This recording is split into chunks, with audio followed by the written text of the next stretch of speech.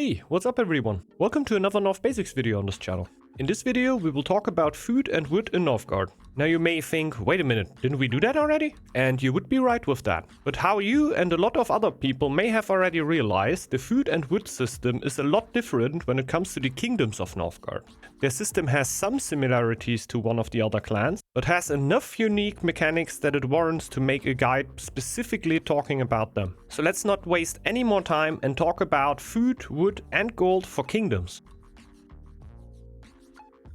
The first thing we need to talk about is that the kingdoms do not have and spawn villagers out of their town hall, but subjects. Subjects will not grab food for you like villagers and generally do not have a lot in common with the clan's villagers.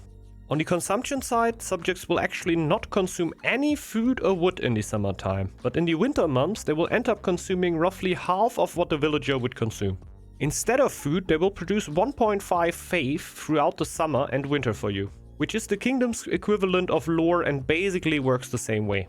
Another noteworthy thing would be that subjects that are hurt and placed in the main tile doing nothing but producing lore will slowly start healing, which lets kingdoms basically never sacrifice units on purpose since they get a free way of healing.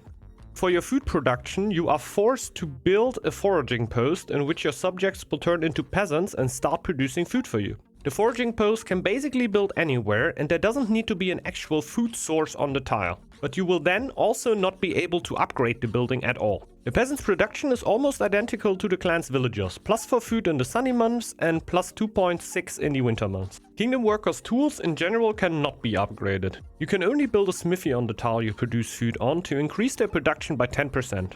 If you want to have a better food production, you will need to upgrade your foraging post. You can only upgrade it to a farmstead if you build it on fertile land, to a venery if you got deer on the tile, and to a fishery if you got fish on the tile.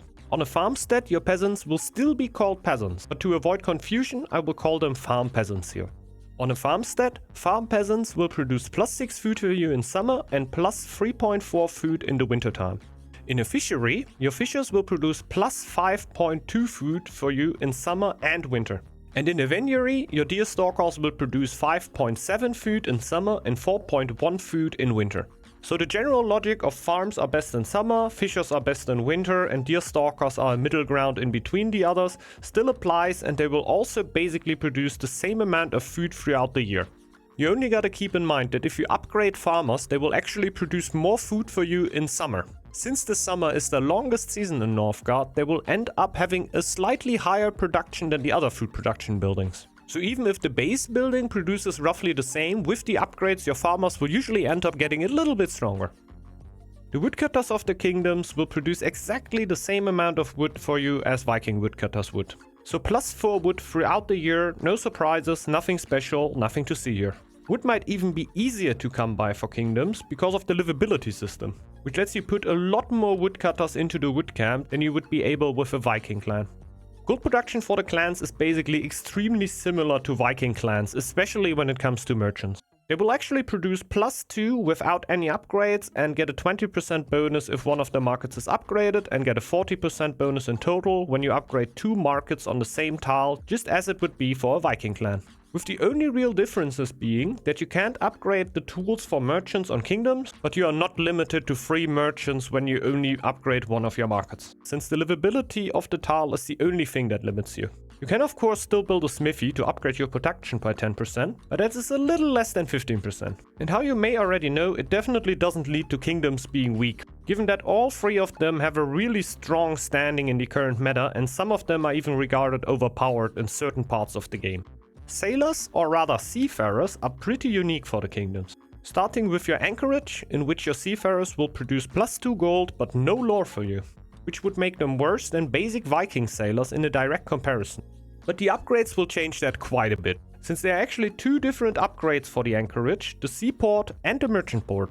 The merchant port will give you a plus 40% gold production bonus for your seafarers and will save the port from kraken attacks, which can be quite nice when that actually happens.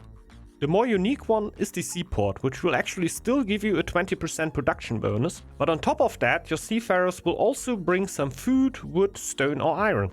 You will either get plus 0.6 food or wood, or plus 0.1 stone or iron per seafarer in your seaport. Especially the minerals can be extremely helpful since they are usually finite. But with the seaport, you now theoretically have an infinite source of them. That can be very helpful to react to different spawns where you lack certain resources and is oftentimes used over the merchant port for that reason.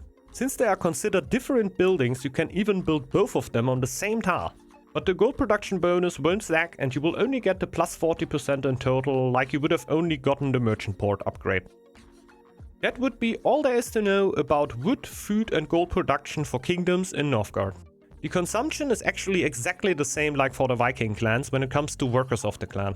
The subjects will not consume anything in summer and like we said will roughly consume half of what a villager would in winter.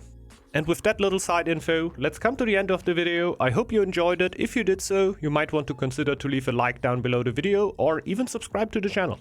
I hope that these tips could help you getting along a little bit better with the kingdoms. I hope that you have a wonderful day and maybe see you back on the next video. Bye bye!